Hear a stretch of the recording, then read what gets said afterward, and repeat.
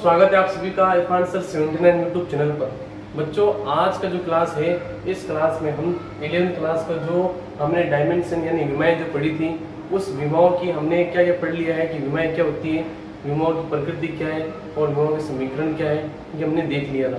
लेकिन आज के जो लेक्चर है, हमें विमाओं का अनुप्रयोग पढ़ना है। इस वीडियो लेक्चर के अंदर हम समझने वाले हैं कि ये जो विमाएँ हैं वो कहाँ कहाँ काम आती हैं।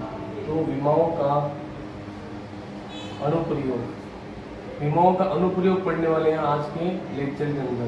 तो देखो बच्चों, हम जो अब विमाओं के जो अनुप्रयोग हैं, है ना, वो 3 प्रकार से आपकी बुक के अंदर दिए गए हैं। वैसे तो आपके एक सूत्र की सत्यता की जांच करने वाला और उनके मध्य संबंध स्थापित करने वाला वो है, लेकिन मोस्ट ऑफ यहाँ पर ज़्यादातर हमें 3 यहाँ पर अनुप्रयोग देखने होते हैं कि एक मात्र पद्धति से, एक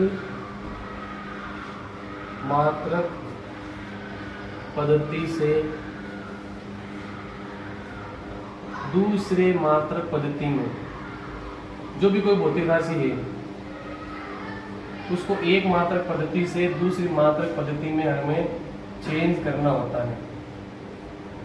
इसके लिए हम विमाओं का अनुप्रयोग करते हैं। जैसे मान लो कोई भौतिक राशि है, उस भौतिक राशि को हमें एक मात्रक पद्धति से दूसरी मात्रक पद्धति में कन्वर्ट करना है। जैसे मान लें कि मैं आपसे कहूँ कि जैसे एक न्यूटन है, एक न्यूटन क्या है, यहाँ पर अमकेश मात्रक है, ठीक है। तो यहाँ पर जो न्यूटन को हमें क्या करना है, उसको हमें किसी सीजियस मात्रक के अंदर कन्वर्ट करना है। तो किस प्रकार से करेंगे वो इसमें हम देखने वाले हैं। साथ ही साथ यहाँ पर इसके अंदर ये देखने वाले हैं कि जो भौतिक राशियों की सूत्र की सत्यता की जांच कर सकते हैं। सत्यता की जांच हम विमाओं के द्वारा करते हैं। यह आपके आने वाले कंपटीशन एग्जाम में आपको बहुत महत्वपूर्ण भूमिका निभाती है। इसलिए बच्चों, ये टॉपिक भी आपको पता होना जरूरी है। विमाओं का अनुप्रयोग तो बहुत ही इंपॉर्टेंट टॉपिक है जो मैंने आपको सभी के लेक्चर के अंदर समझाया था। अब यहाँ पर है भौतिक राशियों मध्य संबंध स्थापित करना। तीसरा जो अनुप्रयोग है भौतिक राशियों के मध्य, भौतिक राशियों के मध्य क्या करना, संबंध स्थापित करना। अब संबंध स्थापित करने का मतलब है कि यहाँ पर हमें सूत्र व्युत्पन्न करना है। क्या करना है बच्चों, सूत्र व्युत्पन्न करना है। इस बात का ध्यान रखना कि यहाँ इसके द्वारा हम सूत्र का व्युत्पन्न करते हैं,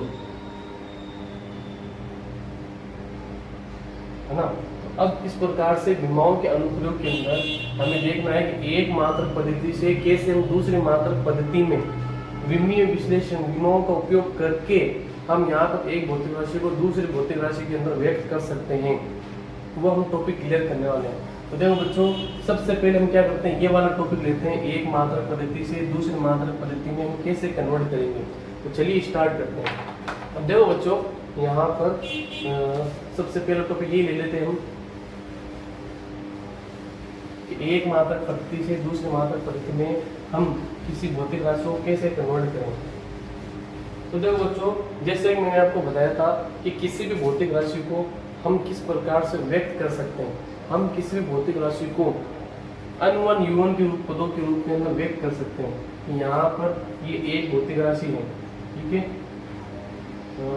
भौतिक राशि मान लेते हैं कि भौतिक राशि हम केस में उसका कोई मात्रात्मक मान कुछ और होगा और संख्यात्मक मान कुछ और, मात्रात्मक मान कुछ और रहेगा। फिर मान लेते हैं कि यहाँ पर वही भौतिक राशि जो है, वही जो भौतिक राशि है, अगर उसकी बात करें सीजियस पद्धति में, ठीक है, इस सीजियस पद्धति में उस भौतिक राशि को मान लेते हैं कि उसका संख्यात्मक मान कुछ और मात्रात्मक मान कुछ और रहता है। तो अब इस प्रकार से यहाँ पर इसको हमें क्या करना है, n2 u2 करना है, क्योंकि संख्यात्मक मान भी अलग रहेगा और मात्रात्मक मान जो रहेगा वो भी अलग ही रहेगा। तो इसके अकॉर्डिंग इस बात को समझते हुए अब हमें जैसे मान लो कि हमें सवाल में दे दिया गया कि आपको दिया हुआ है n1 u1, आपको कोई ये भौतिक राशि दी हुई अंक है इसके अंदर, ठीक है, लेकिन आपको उसको सीरियस मान के अंदर आपको करके कन्वर्ट करके दिखाना है। तो मतलब हमें यहाँ पर उसका मात्रक तो पता रहेगा, लेकिन उसका संख्यात्मक मान जो रहेगा ना n2 का मान, वो हमें पता नहीं रहेगा। जैसे मान लो मैं कहूँ कि एक सवाल हम लेते हैं, क्वेश्चन लेते हैं कि मैंने क्वेश्चन लिया है ना कि 9.8 मीटर पर सेकेंड स्क्वायर को सीजीएस में बदलना है। किस में बदलना है? सीजीएस में बदलना है।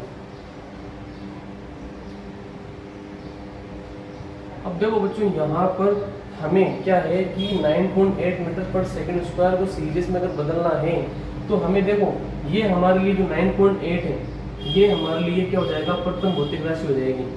मतलब यहाँ पर 9.8 मीटर पर सेकेंड स्क्वायर, ये तो हमारे लिए हो गया n1 और ये हमारे लिए हो गया u1, ये वाली वैल्यू हमारे लिए हो गई u1।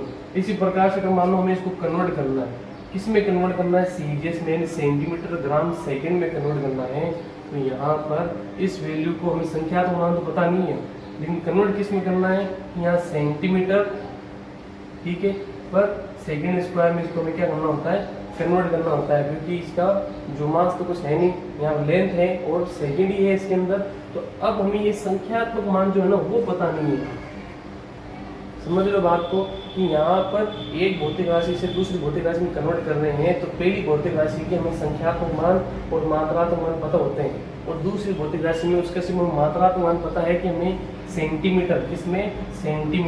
सेंटीमीटर पर सेकेंड स्क्वायर में कन्वर्ट करना है, लेकिन इसका संख्यात्मक मान होगा क्या, वो हमें निकालना होता है। तो देखिए बच्चों, इसको किस प्रकार से हम करने वाले हैं, एक बार मैं आपस से मिटा रहा हूँ सवाल को और सिस्टमेटिक तरीके से मैं आपको समझाने की कोशिश करूँगा, है ना। बहुत ही अच्छी तरीके से आपको ये समझ में आ जाएगा टॉपिक कि यहाँ पर कैसे एक भौतिक राशि को दूसरी भौतिक राशि में कन्वर्ट करते हैं। तो यहाँ हम देख लेते हैं, क्वेश्चन लिया हमने, जैसे मान लो हमारे पास में क्या है, पहले इसको मैं आपको बता देता हूँ। जैसे मान लो n1 है, u1 है, इसको हमें कन्वर्ट करना है दूसरी भौतिक राशि में मात्रक पद्धति के अंदर, एक मात्रक पद्धति से दूसरे मात्रक पद्धति में कन्वर्ट करना है। तो हमें मान निकालना किसका है? हमें मान तो यहाँ n2 का निकालना है, ठीक है। तो हमें यहाँ पर जो मान है वो हमें n2 का निकालना है। तो हम क्या करेंगे, यहाँ पर n1 को यहीं रखेंगे और u1 को यहीं रखेंगे। जो u2 है उसको इसकी डिवाइडेशन में भेज देंगे, यहाँ पर u2 बराबर n2, ये हो गया। अब यहाँ पर क्या करना है, इसको सिस्टमेटिक तरीके से लिख रहा हूँ, n2 is equal to n1 और यहाँ पर मेरे पास लिखा हुआ है u1 u2, ठीक है। अब मुझे यहाँ n2 का मान निकालना है, तो मुझे ध्यान रखना है n1 को मैं ऐसे लिखूंगा, और जो मोस्ट ऑफ, ठीक है, हम ज़्यादातर जो विमा यूज़ करते हैं वो कौन कौन सी है हमारे पास में? यानी मास, फिर अल और टी, ठीक है। ये तीन जो यहाँ पर हम विमाएं हैं वो क्या करते हैं? यूज़ करते हैं, ठीक है। तो अब यहाँ इसी प्रकार से u1 और u2, तो u1 के लिए हमारे पास में हम क्या करना है कि ये हो गया m1 अपॉन m2 की पावर a, और इसी प्रकार से यहाँ पर l1 अपॉन l2 की पावर यहाँ पर b, और यहाँ इसी प्रकार से हमारे पास क्या हो जाएगा इसके अंदर ये t1 अपॉन t2 की पावर क्या हो जाएगी? c हो जाएगी। तो हमें यहाँ पर ध्यान रखना है कि अभी यहाँ पर m1 upon m2, l1 upon l2 और t1 अपॉन t2 इनकी घातों का हमें पता नहीं है। इस प्रकार से इसको हमें ध्यान रखते हुए हमें क्या करना है, इन सभी की तुलना करनी है। समझ गए इस बात का कि हमें यहाँ पर क्या करनी है कि इधर वाली भौतिक राशि की इधर वाली भौतिक राशि से हम देखने वाले हैं कि किसकी क्या वैल्यू रखने वाली। आप इसको दिमाग में रख लेना सबसे पहले। इसको मैं इधर लिख रहा हूँ कि n2 बराबर हमें ध्यान रखना है कि n1 ब्रैकेट यहाँ पर m1 अपॉन m2 ध्यान रखना है। ये जो मान दिया जाएगा उसकी वैल्यू ऊपर रखनी है और जिसका निकालना उसको नीचे रखना है। फिर यहाँ पर उसकी पावर मान लेते हैं 1 है, और इधर l1 अपॉन l2 की पावर b, और यहाँ पर t1 अपॉन t2 की पावर कितनी रहेगी? सी। ये हमने क्या किया, जो फॉर्मूला है वो हमने क्या कर दिया, ये इधर रख लिया। अब देखो मैं एक क्वेश्चन ले रहा हूँ, एक क्वेश्चन जैसे मैंने दिया, क्वेश्चन क्या लिया, क्वेश्चन ये है कि 9.8 मीटर पर सेकंड स्क्वायर को,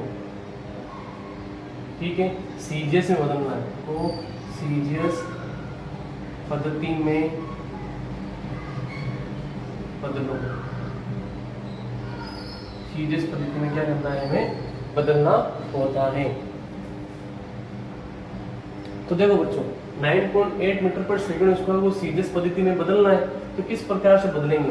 तो हमें सॉल्यूशन में क्या लिखना है, हमें यहाँ पर सबसे पहले हमें पता है कि ये जो 9.8 है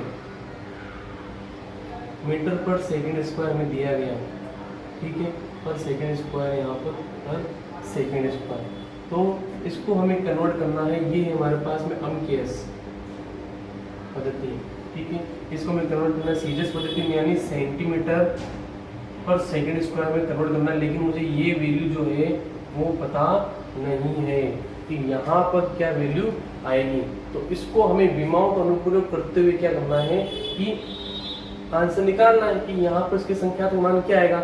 लेकिन एक बात ध्यान दो, मैंने आपको क्या समझाया था, या फिर आपको जो भी बात पता है ना, उसमें क्या बात है कि कोई भी भौतिक राशि हो वो एक मात्रक पद्धति से दूसरे मात्रक पद्धति में कैसे भी चेंज हो जाए, लेकिन उसकी विमा कभी भी चेंज नहीं होती है, विमा तो वो ही रहती है।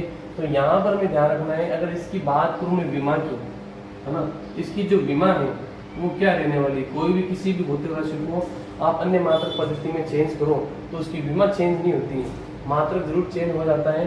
तो विमा क्या होगी, देखो सबसे पहले यहाँ पर आ रहा है अम, ठीक है, अम यानी मीटर, यानी लेंथ है, इसके अंदर क्या है, लेंथ। तो लेंथ के लिए हम यहाँ पर अल का यूज करते हैं, और अम की पावर 1 है तो अल, तो यहाँ पर ये हो जाएगा अल, ठीक है।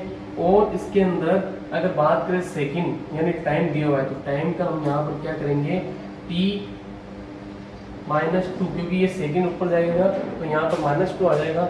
और यहाँ पर मास तो है ही नहीं, तो मास को मैं क्या लिखूंगा, इधर मास को मैं लिखूंगा इस प्रकार से 0, समझ गए। तो अम अल टी है ना, -2 हो जाएगा, तो इसको सही तरीके से कैसे लिखेंगे, इस प्रकार से लिख लेंगे कि अम 0 अल 1 और t -2, ये इसकी क्या है, दोनों की क्या है कि विमा हमने निकाल ली है। तो अब इस प्रकार से देखो, हमारे लिए ये क्या है, अन1 है, और ये हमारे लिए क्या है, u1 है, और ये हमारे लिए क्या है, अन2 है, और यहाँ पर ये क्या है, u2 है। फॉर्मूला क्या है, फॉर्मूला ये रहा हमारे पास में, हमें क्या करना है, अन2 की वैल्यू तो निकालनी है, तो अन2 की वैल्यू निकालने तो हम क्या करेंगे, यहाँ पर अन2 रख देंगे, अन2 रखेंगे, और इधर अन1 और ब्रैकेट, फिर यहाँ अम1 अपॉन अम2, अम1 अपॉन अम2 की पावर a, और यहाँ पर इसके अंदर अल1 अपॉन अल2 की पावर b, और t1 अपॉन t2 की पावर क्या हो जाएगी, c हो जाएगी।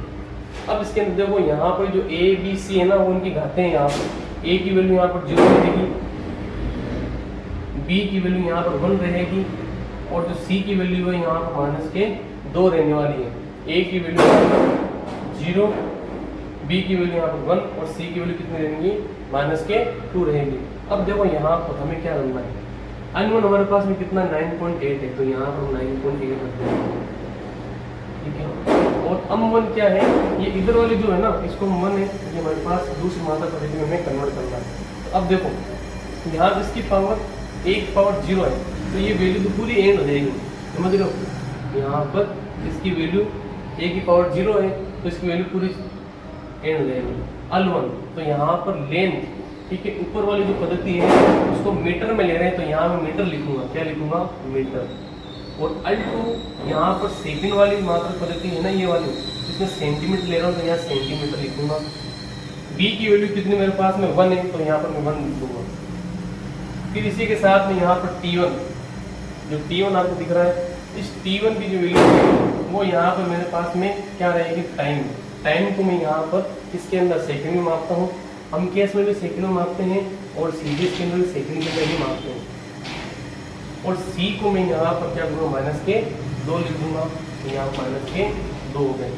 अब ध्यान से देखो बेटा, ये घात 0 होने की वजह से पूरा कैंसिल, और इधर सेकंड से सेकंड यहाँ पर कैंसिल हो गया, इसलिए 1 की पावर कितनी रखो, अब तो 1 ही आने वाला है, और 0 इसकी पावर तो उसका भी 1 आने वाला है, तो मेरे पास में यहाँ बचा क्या 9.8, ये भी कट जाएगा पूरा, ये भी अलग ही हो जाएगा।